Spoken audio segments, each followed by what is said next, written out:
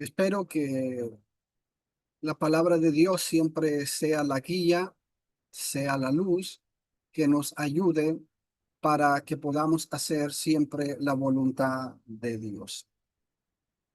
El deseo de Dios es que hagamos su voluntad y nosotros como hijos de Dios que queremos hacer su voluntad, queremos someternos siempre a la palabra de Dios. El tema de hoy es el abuso de los predicadores. Lamentablemente, ha habido mucho abuso, hay mucho abuso y habrá muchos abusos de muchos predicadores en la obra del Señor. Con este título no quiero decir que todos los predicadores hacen lo mismo o que todos los predicadores son iguales, no para nada, pero hay muchos que realmente están cometiendo abusos dentro de la obra del Señor. Hay muchos predicadores buenos que respetan la autoridad bíblica. Hay muchos predicadores que son soberbios, altaneros y maltratan a los miembros como que ellos fueran los dueños de la iglesia local.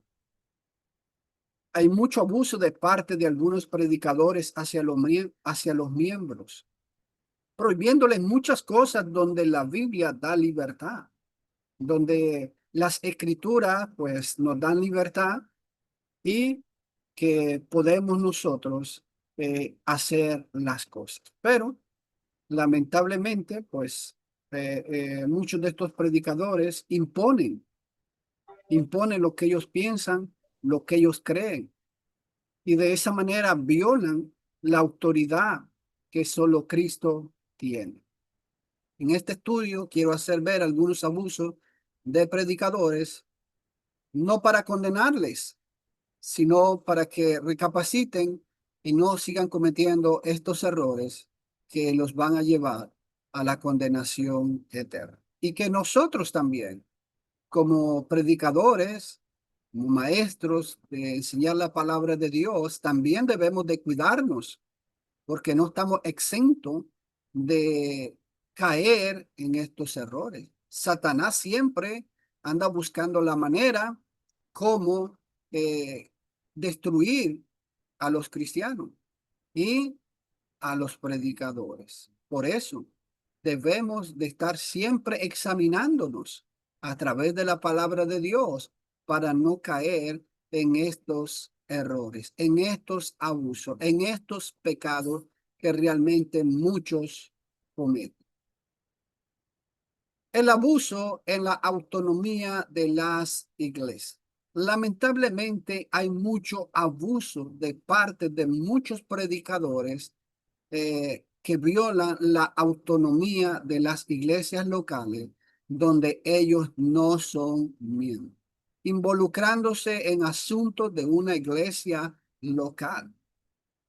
Como sabemos, cada iglesia es autónoma.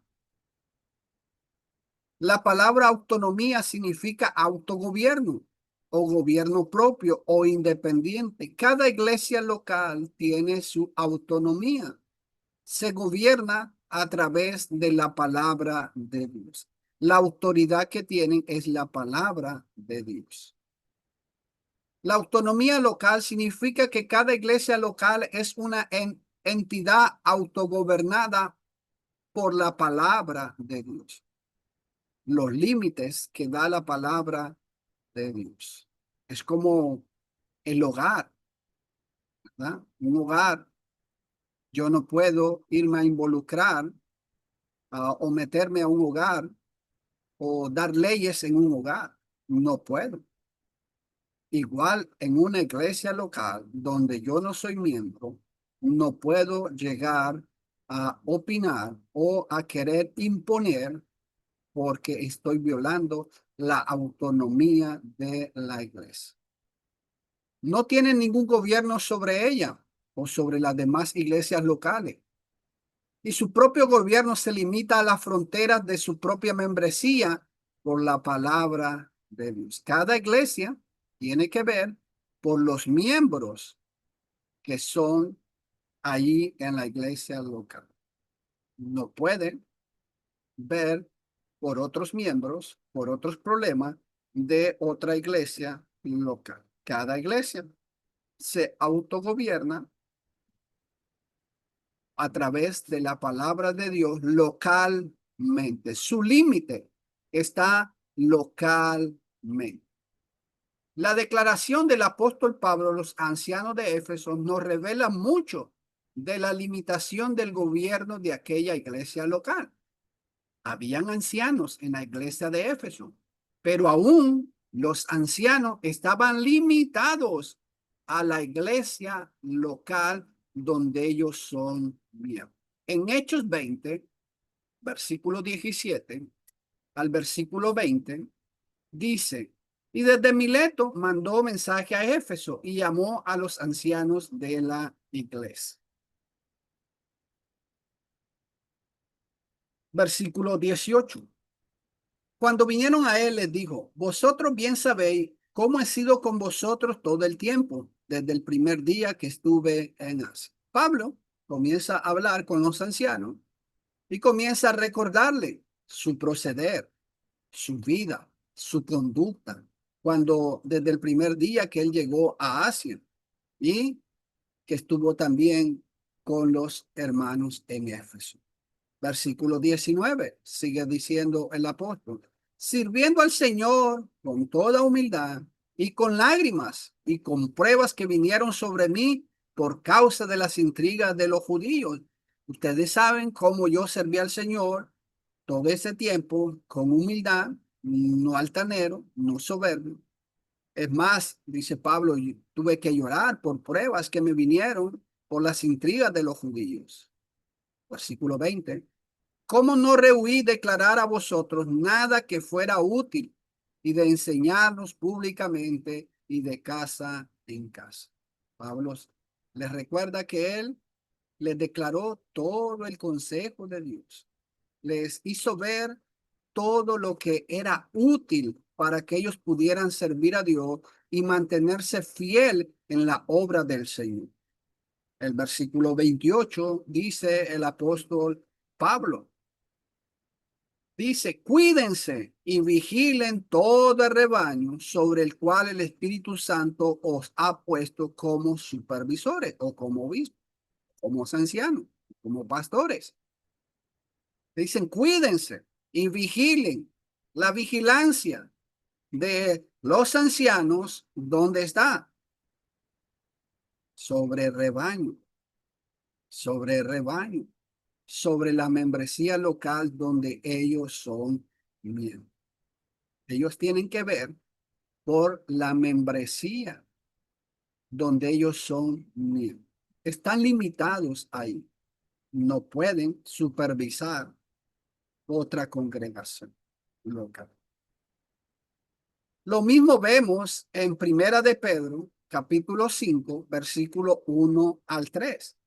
Pedro, también inspirado por el Espíritu Santo, nos dice: por tanto, a los ancianos entre vosotros exhorto yo, anciano como ellos, y testigo de los padecimientos de Cristo, y también participante de la gloria que ha de ser revelada. Pedro, que era apóstol, pero también anciano, él dice: a los ancianos entre vosotros. Yo testigo de los padecimientos de Cristo, lo que sufrió Cristo, pero también dice: soy participante de la gloria que ha de ser revelada. Versículo 2. Pastorear rebaño de Dios entre vosotros. Velen por él, no por obligación, sino voluntariamente, como quiere Dios. No por la avaricia del dinero, sino con sincero deseo. Dice Pablo: pastorear rebaño de Dios entre vosotros. Pastorear el rebaño entre ustedes. Ahí está el límite que Dios les pone aún a los ancianos. Cuando una iglesia establece ancianos, ellos tienen límites. Tienen que ver por la membresía donde ellos son miembros. Ellos no pueden ver ni vigilar por 2 congregaciones, 3 congregaciones, 4 congregaciones. Eso no existe en la Biblia. Eso es pecado. Cuando ancianos de una iglesia local supervisan otra congregación donde ellos no son miembros, están pecando, están violando la autonomía de esa iglesia. Versículo 3. Tampoco como teniendo señorío sobre los que os han sido confiados, sino demostrando ser ejemplo de rebaño. Aunque ellos tienen cualidades, dice que no tienen señorío. El único señorío es a través de la palabra de Dios. ¿Y cómo ejercen ellos ese señorío? Con su ejemplo, con su conducta, con su buena reputación. No es que ellos van a decir, aquí mandamos nosotros y vamos a hacer lo que a nosotros se nos viene a nuestra mente. No pueden inventar leyes. Ni los ancianos pueden inventar leyes. No es que vamos a suponer que los ancianos digan, bueno, nosotros mandamos aquí y nosotros vamos a recolectar ofrenda todos los días. No pueden hacer eso. No tienen esa autoridad. La limitación está en el rebaño que está entre ustedes. Ellos deben de ver por los hermanos donde ellos son miembros, por la congregación donde ellos fueron escogidos como ancianos. No pueden ejercer ningún control sobre otra congregación. Pecarían, estarían en rebeldía contra la voluntad de Dios, aun que sean ancianos, con las cualidades que cada uno debe de tener. Cuando surgió el problema con las viudas, recordamos en Hechos 6, hubo un problema. Hechos capítulo 6, versículo 1 al 7, dice, por aquellos días, al multiplicarse el número de los discípulos, surgió una queja de parte de los judíos helenitas en contra de los judíos nativos, porque sus viudas eran desatendidas en la distribución diaria de los alimentos. Recordemos que había necesidades y algunos vendían sus propiedades o lo que tenían y lo depositaban a los pies de los apóstoles y los apóstoles distribuían según la necesidad, pero era mucho y los apóstoles tenían mucho trabajo. Entonces, muchas veces algunas viudas eran desatendidas, no porque los apóstoles quisieran o porque los apóstoles tenían prioridad hacia una viuda y hacia otra, no, no, es porque no alcanzaban. Versículo 2. Entonces los 12 convocaron a la congregación de los discípulos y dijeron, no es conveniente que nosotros descuidemos la palabra de Dios para servir mesa. Recuerde que los apóstoles fueron escogidos para que el Espíritu Santo los guiara a toda la verdad y ellos pudieran enseñar toda la verdad. No fueron escogidos para servir mesa, pero ellos estaban haciendo ese trabajo y estaban descuidando lo que para lo que Dios los había escogido, para lo que el Señor los había escogido. Versículo 3. Por tanto, hermano, escoged de entre vosotros 7 varones de buena reputación, llenos del Espíritu Santo y de sabiduría, a quienes podamos encargar esta tarea. Los apóstoles reúnen a la congregación, reúnen a los hermanos y fíjese, dice, escoged de dónde, de entre vosotros, de entre ustedes, de dentro de la congregación donde ellos eran miembros. De ahí se escogieron estos 7 varones. Versículo 4.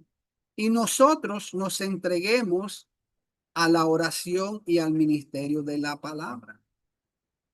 estos varones se dediquen a la distribución diaria de las ancianas y nosotros vamos a tener el tiempo para predicar la palabra de Dios. Versículo 5.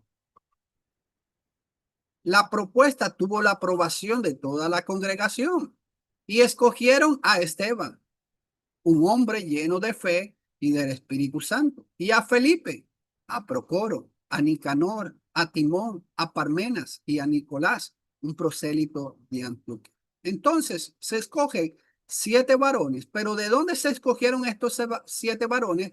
De la misma congregación, de la misma membresía. Versículo 6. A los cuales presentaron ante los apóstoles y después de orar pusieron sus manos sobre ellos. Entonces, se escogen a estos 7 varones de la membresía que había ahí. Vemos que los apóstoles propusieron escoger 7 varones de entre ellos. Como vemos, por tanto, hermanos, escoged de entre vosotros, de entre vosotros. No, hermanos, no vinieron de otro lado.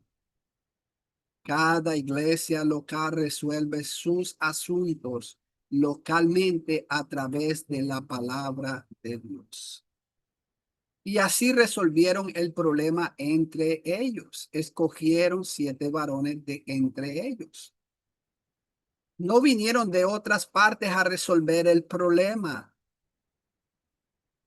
Lamentablemente, cuando hay problema en una congregación, se manda muchas veces a un predicador de otra congregación para que vaya a resolver ese problema.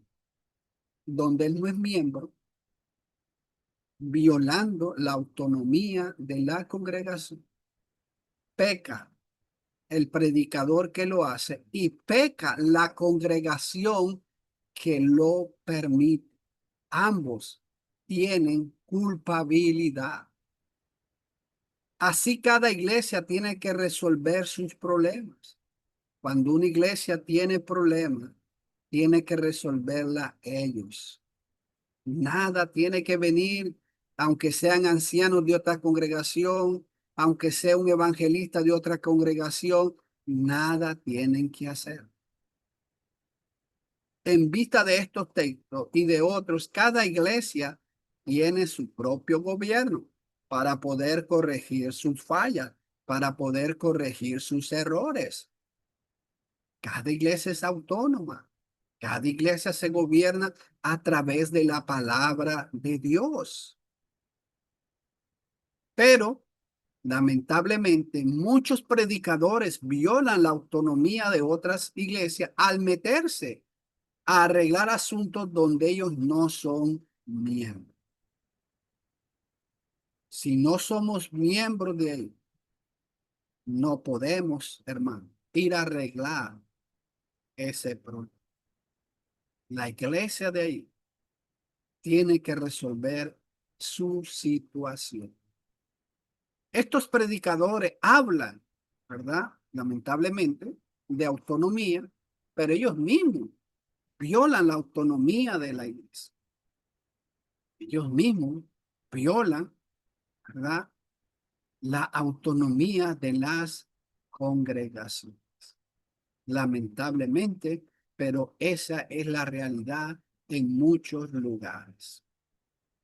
Ellos dicen y hacen todo lo que ellos quieren con iglesias donde ellos no son miembros.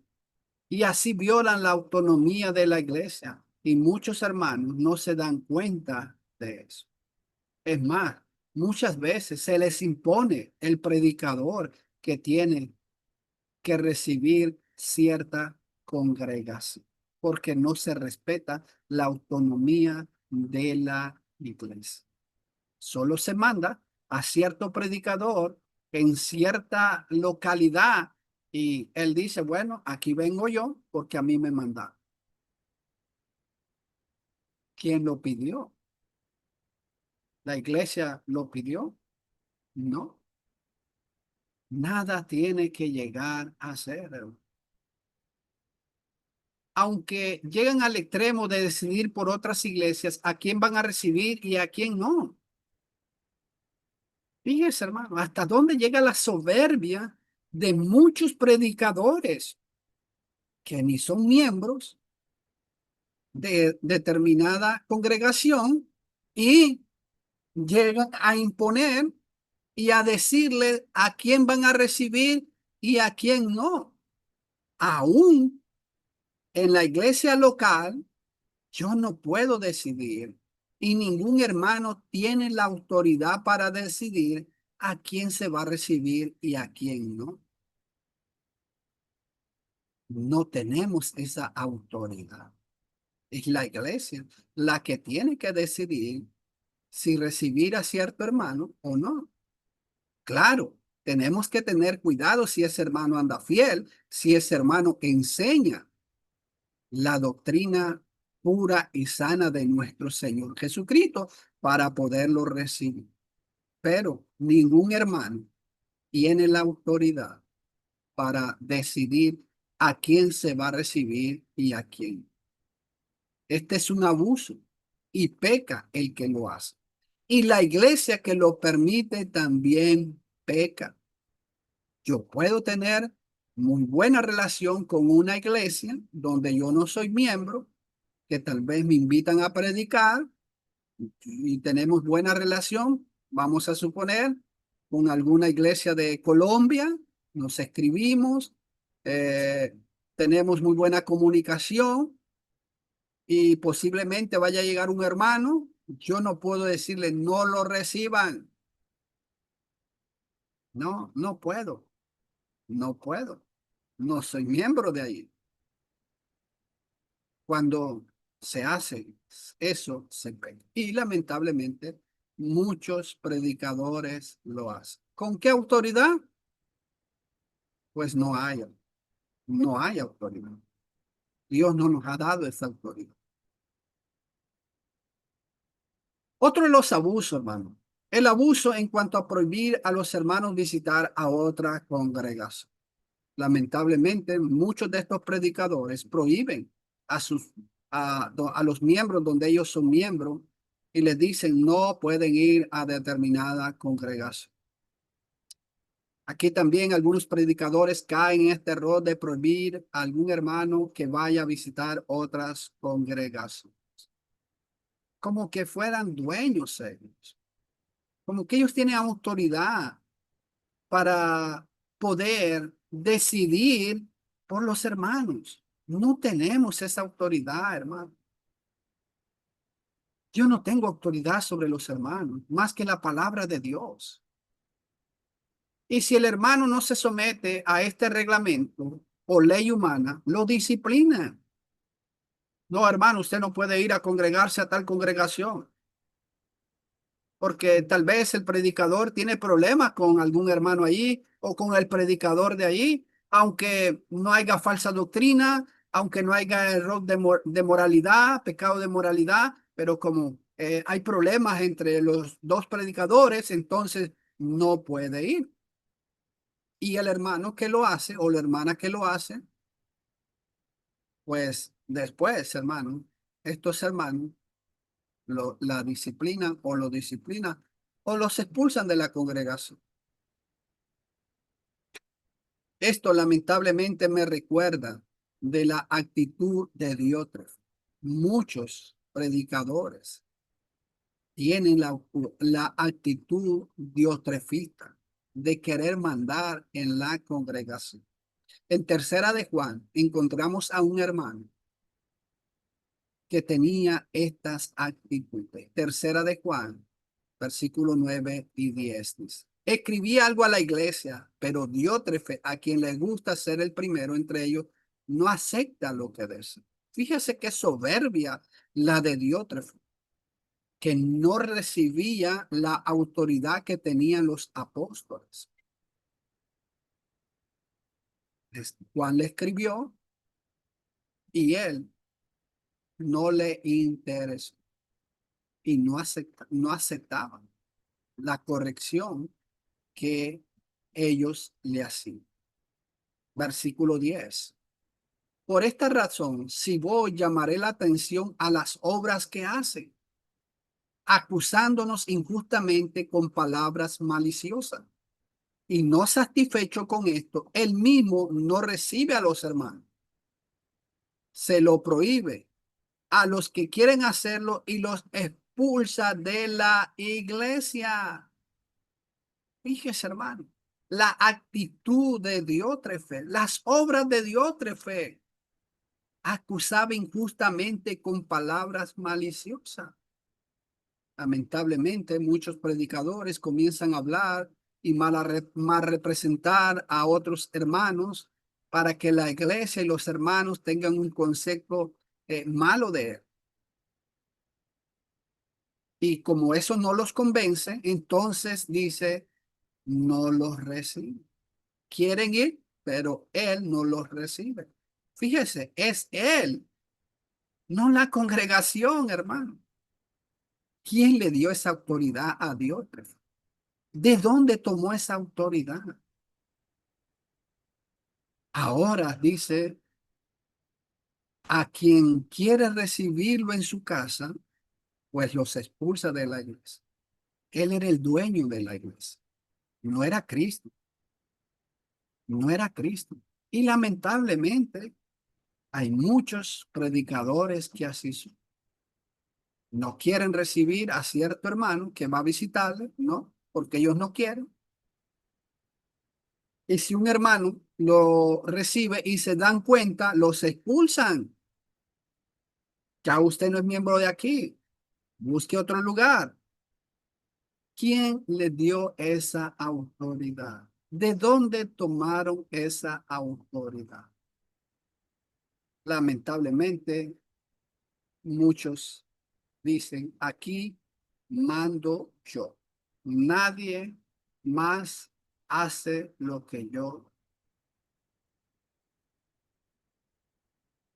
Aquí el que manda soy yo. Y lo que yo digo es ley. Y todos lo tienen que cumplir. Todos los tienen que obedecer. Y quien no quiera, pues se puede ir. Muchos han dicho, ahí está la puerta. La puerta está abierta para que pueda irse. La iglesia no es suya, hermano. La iglesia no es mía. La iglesia es de nuestro Señor Jesucristo. Él la compró con su sangre. Él dio su vida. ¿Por qué queremos tomarnos nosotros un derecho que no tenemos?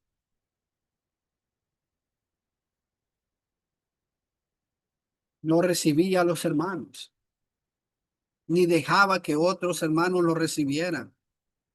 Y si los hermanos lo recibían, él los expulsaba de la iglesia. Así hay muchos predicadores que si no se hace lo que ellos dicen, disciplinan, corren al hermano. Porque esta no es una disciplina bíblica. La disciplina bíblica es cuando alguien peca, pero ellos pasan por encima de la ley de Dios a través de su palabra. Muchas veces estos predicadores tienen la misma actitud de los fariseos en el tiempo de Jesús. ¿Cuál era la actitud de los fariseos? Quienes habían prometido a todos, si alguien confesaba que Jesús era el Cristo, lo expulsaba de la sinagoga.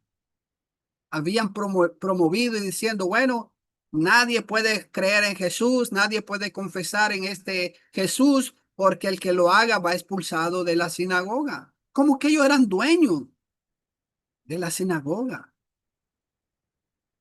En Juan 9, versículo 22 dice, sus padres dijeron esto porque tenían miedo a los judíos, porque los judíos ya se habían puesto de acuerdo en que si alguno confesaba que Jesús era el Cristo, fuera expulsado de la sinagoga. Jesús sana a un joven ciego de nacimiento.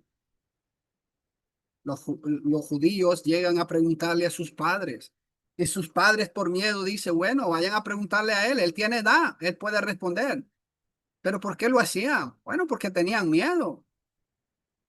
Tenían miedo de confesar a Jesús para no ser expulsados de la sinagoga, porque ya los judíos habían dicho que quien confesara a Jesús iban a ser expulsados de la sinagoga, como que ellos eran. Lamentablemente, muchos predicadores actúan de esa manera. En Juan 9:34 dice, respondieron ellos y le dijeron, tú naciste enteramente en pecado y tú nos enseñas a nosotros, y lo echaron fuera. Cuando van con el joven ciego, ellos le dicen, tú naciste en pecado y nos quieres enseñar a nosotros. Y lo echaron fuera, lo expulsaron fuera. ¿Por qué? Porque había confesado que ese Jesús le había sanado. Juan 12:42. Sin embargo, muchos aún de los gobernantes creyeron en él, pero por causa de los fariseos no lo confesaban para no ser expulsados de la sinagoga.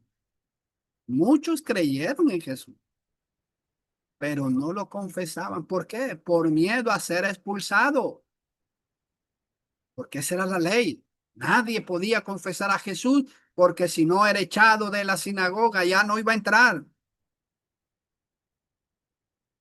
Esa era la actitud, hermano.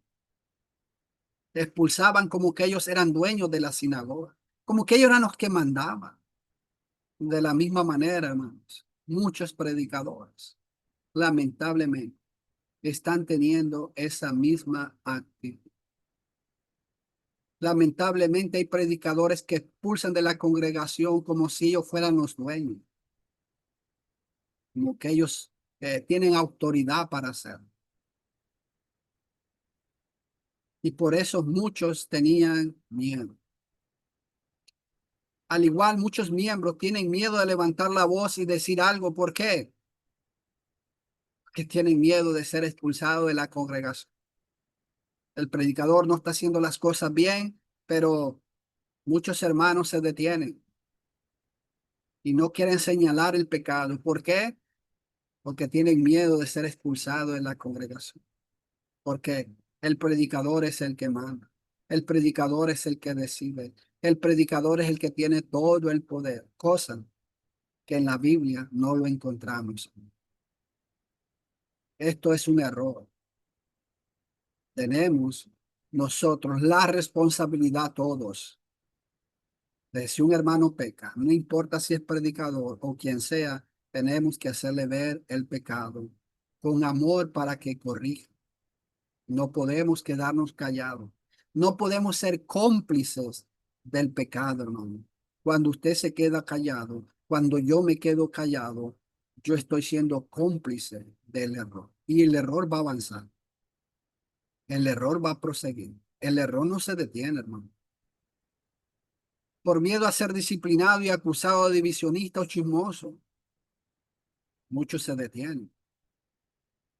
¿Por qué? Nadie tiene que decirme nada porque yo soy el que mando aquí. Lamentablemente esa es la actitud en muchos predicadores, siendo como los pastores evangélicos. Ningún miembro puede levantar la voz contra un pastor evangélico. ¿Por qué? Es expulsado, es sacado de la congregación, porque nadie puede decir nada, que ellos son los que mandan.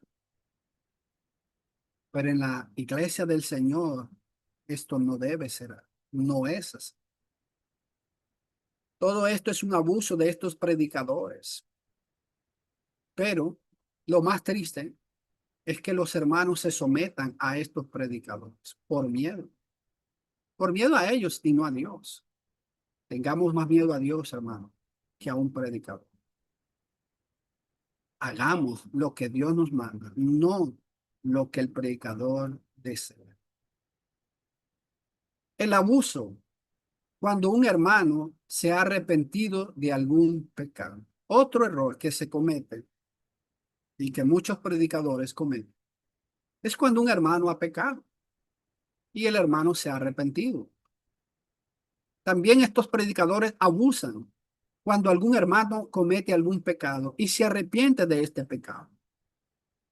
Estos predicadores le ponen un tiempo de arrepentimiento, un tiempo donde el arrepentido no puede orar, servir la mesa ni hacer nada.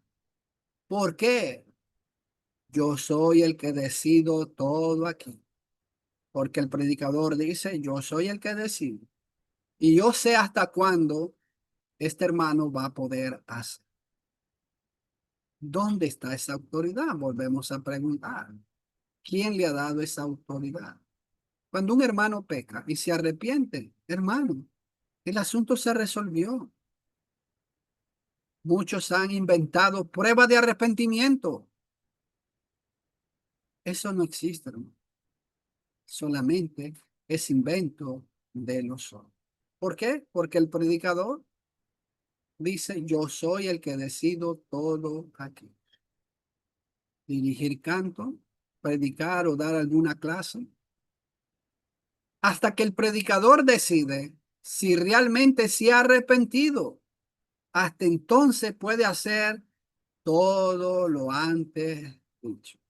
El hermano se arrepiente, pide perdón a la congregación, al hermano que ha ofendido, pero estos hermanos lo mantienen en un tiempo de arrepentimiento.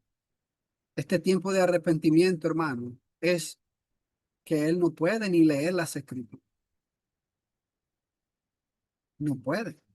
En una clase bíblica no puede. No puede hablar, no puede participar, no puede hacer nada. ¿Por qué? Porque está en prueba de arrepentimiento. Esto no es bíblico, hermano.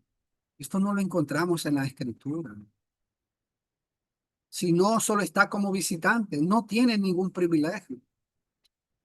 Preguntamos, ¿dónde está la autoridad bíblica para esto? ¿Dónde está la autoridad para hacer esto? No lo encontramos. Porque es invento, es idea de un hombre, de un predicador, de un maestro, que ha tomado el control absoluto sobre determinada congregación local. Pablo, en 2 Corintios, capítulo 2, versículos 6 al 11, es suficiente para tal persona este castigo que le fue impuesto por la mayoría. Este hermano se arrepintió. Se cree que es el hermano que había cometido fornicación en 1 Corintios 5. Fue disciplinado. La disciplina tuvo buen resultado, pero los hermanos no querían recibir.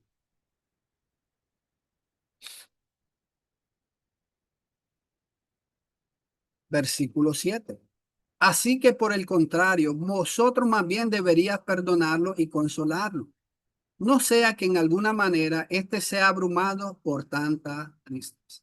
Ahora Pablo les dice, bueno, ustedes tienen que perdonarlo. Él ya se arrepintió, perdónenlo y consolarlo, porque si no, pueda que él sea abrumado, sea entristecido y se vuelva al mundo. Satanás puede ganar ventaja. Versículo 8. Por lo cual os ruego que reafirméis vuestro amor hacia él. Pablo les dice, ahora más bien deberían de recibirlo. Él ya se arrepintió. Ya no hay problema. Recíbanlo. Cuando estaba en pecado y no se quería arrepentir, pues era lógico. Pablo les dijo, no comáis con él. Pero ahora que se ha arrepentido, no hay nada que impida que ellos puedan estar en comunión, que reafirmen el amor que tenían antes de él haber pecado. Versículo 9. Pues también con este fin os escribí para ponerlos a prueba, a ver si soy obediente en todo. Ahora, así como me obedecieron cuando les dije que no tenían por tener comunión, que no tenían por qué vanagloriarse y que lo llevaron a cabo la disciplina, ahora también deben de ser obedientes a recibirlo, a demostrar su amor, a perdonarlo, a volver a tener la misma comunión que tenían antes. Versículo 10. Pero a quien perdonáis algo, yo también lo perdono. Porque en verdad, lo que yo he perdonado, si algo he perdonado, lo hice por vosotros en presencia de Cristo. Lo que ustedes perdonen, yo ya lo perdoné. Porque eso manda a Cristo, hermano, a perdonar. Si tu hermano peca y se arrepiente, perdónalo. Versículo 11. Para que Satanás no tome ventaja sobre nosotros, pues no ignoramos sus ardides, sus artimañas. Ese es el peligro, hermano. Cuando nosotros queremos imponer algo que no es. Los hermanos en Corintios no querían perdonar al hermano. No querían volver a tener la comunión y la relación que antes tenían cuando el hermano pues estaba fiel.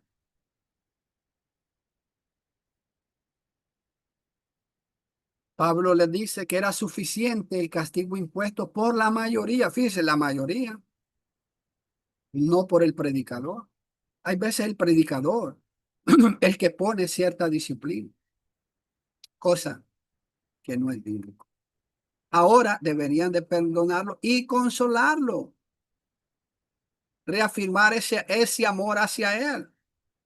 Deberían de ser obedientes a todo, ya que si no lo hacían, estaban desobedeciendo a Dios, estaban en rebeldía contra Dios. Y el punto es para que Satanás no ganara ventaja sobre ellos. ¿Quién gana cuando cometemos errores dentro de el arrepentimiento de un hermano? Es Satanás. Satanás es el único que sale ganando porque él sabe que estamos en rebelión con la palabra de Dios. Tienen que hacer lo que yo digo. Lamentablemente, muchos predicadores tienen este lema. Tienen que hacer lo que yo digo. Aquí mando yo. Aquí tienen que someterse a mí. No vemos, ¿verdad? No vemos que nadie le dijera a los corintios que lo mantuvieran en prueba de arrepentimiento. No vemos eso en la escritura, hermano. Si un hermano se arrepintió, pues ya, hay que perdonarle. Hay que demostrarle nuestro amor. Hay que reafirmar el amor. Ah, sí, el hermano se arrepintió, pero va a estar en prueba de arrepentimiento. No va a poder leer, no va a poder opinar, no va a poder comentar. ¿Dónde está en escritura eso? El abuso de estos predicadores llega hasta el extremo que el pecador arrepentido tiene que pedirle muchas veces de rodillas perdón a él, como si fuera Dios.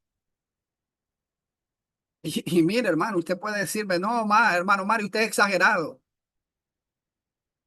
No, hermano, yo conocí a un hermano que cuando un hermano pecaba, tenía que ir primeramente a él, confesarle el pecado a él y que él orara por el hermano para que estuviera bien delante de Dios. Si no hacía eso, no estaba bien delante de Dios. ¿Dónde encontramos eso en la escritura? ¿Dónde encontramos que si usted peca, o yo peco, tengo que ir al predicador? Tengo que ir al que yo ofendí. Si fue público a la iglesia, tengo que pedirle perdón a la iglesia, pero no al predicador. Vemos que cuando Simón el mago pecó al ofrecer dinero, en Hechos 8, versículo 17 al 20, entonces les imponía las manos y recibían el Espíritu Santo. Recuerden que Felipe predicó el Evangelio en Samaria, muchos se habían convertido. Felipe era un evangelista, no era apóstol. Y por ende, Felipe podía hacer milagros, pero no podía repartir esos dones. Los únicos que podían eran los apóstoles. Cuando llegan Pedro y Juan y comienzan a poner las manos sobre algunos de los hermanos para que reciban dones, Simón ofrece dinero. Versículo 18. Cuando Simón vio que el Espíritu se daba por imposición de la mano de los apóstoles, les ofreció dinero. Cuando él vio que los apóstoles ponían sus manos y los hermanos podían recibir el don, podían recibir dones, podían hacer milagros, Simón quiere ese poder. Versículo 19. Diciendo, dame también a mí esta autoridad, de manera que todo aquel sobre quien ponga mis manos reciba el Espíritu Santo. Fíjese, Simón no le ofreció dinero a Felipe porque hiciera milagro. Simón no quería hacer solamente milagros, quería tener el poder que solo los apóstoles tenían, de poner las manos e impartir los dones. Versículo 20. Entonces Pedro le dijo, que tu plata perezca contigo, porque pensaste que podías obtener el don de Dios con dinero. Pedro ahí mismo le reprende que se arrepienta de su pecado, que el don de Dios no se compra con dinero. Pedro le dijo, versículo 22, por tanto arrepiéntete de esta tu maldad y ruega al Señor que si es posible se te perdone el intento de tu corazón. ¿Qué lo mandó Pedro, hermanos?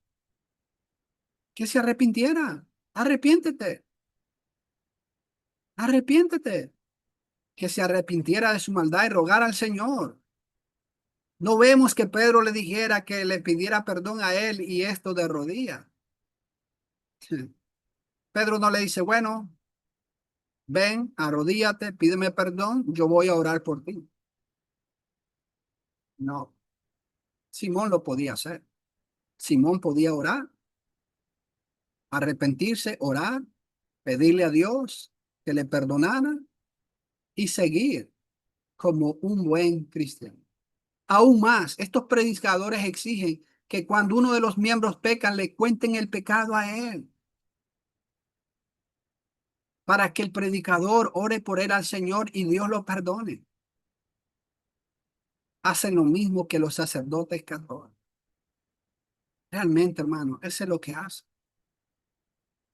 ¿Qué hacen los feligreses católicos cuando pecan? Bueno, van al sacerdote, le confiesan su pecado, el sacerdote le dice lo que tienen que hacer y ya. Que interceden por la gente. El único mediador que yo encuentro en la Biblia es Cristo Jesús. Nadie más. Primero Timoteo, capítulo 2 versículo 5. Porque hay un solo Dios y también un solo mediador entre Dios y los hombres, Cristo Jesús, hombre. Jesús es el único que tiene esa autoridad. Lamentablemente, muchos predicadores quieren quitarle ese puesto que Jesús se lo merece. Primera de Juan, capítulo 2 versículo 1. Hijos míos, os escribo estas cosas para que no pequéis. Y si alguno peca, abogado tenemos para con el Padre, a Jesucristo el justo, hermano. El único mediador es Jesucristo. El único abogado es Jesucristo. Yo no soy mediador. Yo no soy abogado. El único es Jesucristo. Ningún hombre, ningún predicador tiene este derecho, esta autoridad. Solamente Jesucristo. Respetemos, hermanos, la autoridad de nuestro Señor Jesucristo. No cometamos estos pecados, porque nos van a llevar a la condenación. Que Dios nos ayude siempre a estar, hermano, autoexaminándonos a través de la palabra de Dios para poder hacer lo que Dios nos manda. No lo que yo piense, no lo que yo crea, es lo que Jesucristo me manda. No violemos lo que Dios nos manda y los límites que tenemos dentro de las escrituras. Que Dios nos bendiga.